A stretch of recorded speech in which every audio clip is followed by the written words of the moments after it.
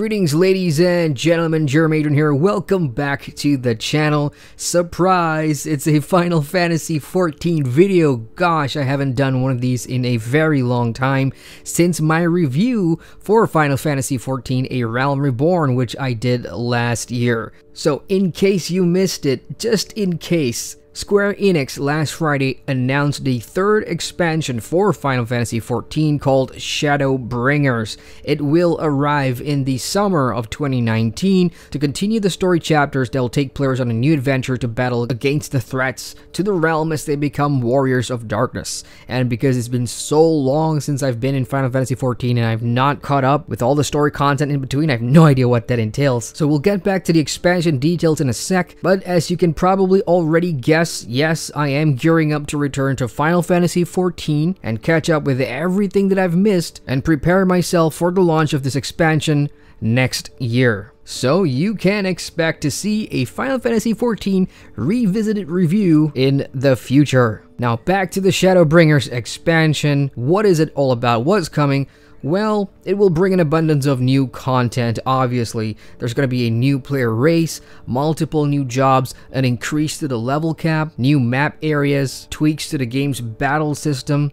In addition to all these core features, there's going to be an NPC trust system where players will now be able to fight alongside familiar NPCs. This could be interesting because Final Fantasy XIV does have a bunch of characters. Some you root for, some you don't, but it'll be fun to see how this one plays out. There's also going to be a new Game Plus feature, which basically lets players replay the Final Fantasy XIV main scenario stories. This one could be pretty big, especially for you players that love the story and want to replay some of the older game content without having to re-roll new alts. Then this is a great way to do so. Additionally, there's also a world visit system which lets players travel to other servers on the same data center and interact with more players than ever before. This one's pretty cool because it almost counts as an advanced mega server tech, which simply means you as a player get access to a larger pool of players on the same data center, which makes things like queues faster to pop or slower if you're DPS. That's just the way things work. And speaking of data centers and servers and connectivity, while I may have not played Final Fantasy XIV a lot over the last year, I have very close friends that do, including family members like my sister, who plays no other MMO but Final Fantasy XIV.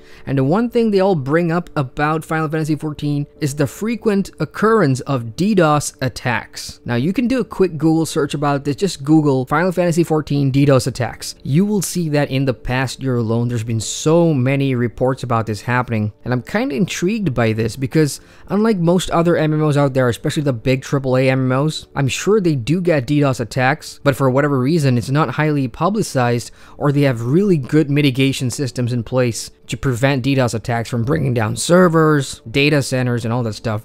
It just seems that Square Enix is so vulnerable to DDoS attacks. So I'm just pointing that out there because I would love to know more. So if there's anybody out there that has any information about why Final Fantasy XIV is so prone to DDoS attacks, feel free to let us know in the comments section below. So what else was revealed last Friday? Yoshida has also revealed the addition of the Blue Mage coming to Final Fantasy XIV at the release of patch 4.5. The Blue Mage will be available to all players that own A Realm Reborn, have reached level 50 as a disciple of war or magic, and have completed the 2.0 main scenario. Having been inspired by previous Final Fantasy titles, the Blue Mage job will provide a unique solo gameplay experience in which players will learn monster actions and advance through Blue Mage specific content. The Blue Mage will begin with a level cap of 50 and increase in the future with the addition of new content for the job. This one also sounds pretty interesting because it's a fresh take on a new class with a cap system that progresses over time.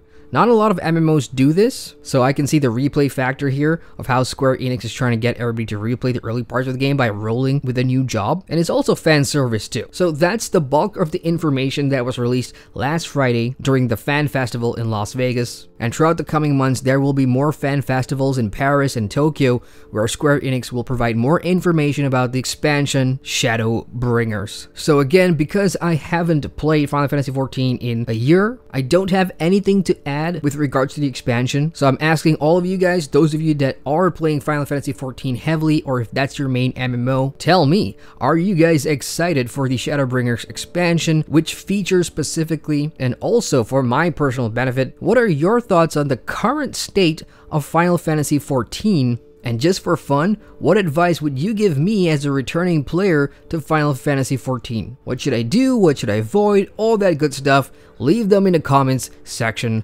below. So that's it from me. Hit the like button for more MMO videos and feel free to subscribe to the channel for more content. Once again, I'm Adrian and I thank you for watching. What up? You've reached the end screen. Thank you very much for watching that video. And if you want to watch more, you can click on the cards at the bottom here. Any one of them would do. And if you like what you see, feel free to subscribe to the channel by clicking the big round button somewhere down there. You'll see it.